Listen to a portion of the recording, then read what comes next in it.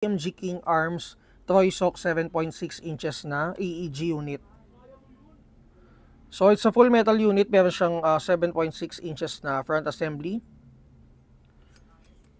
metal M-lock, and then meron siya receiver na metal din with toy markings. Lapit mo onte brother. Yan.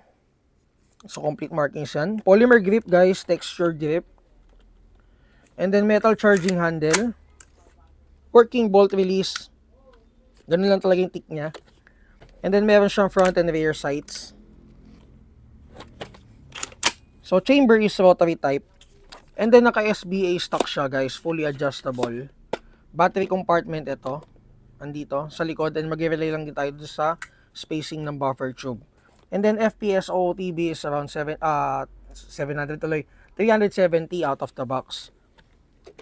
And then ito guys, yung stock niya is may brace. So license din siya ng EMG guys. Ito yung license card. And then magazine capacity is around, ayan, wala nakalagay. Ito 250 round speed cap.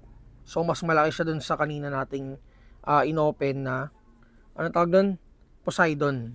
So si Poseidon is around 220 mid cap. So ito 250.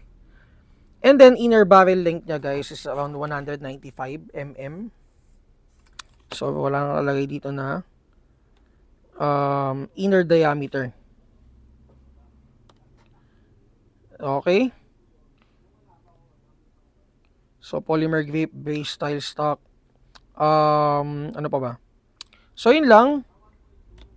So pati ano niya, outer barrel niya and muzzle brake niya is metal. Okay? So ito guys, madaming klase meron tayo nito. Iba-ibang sukat.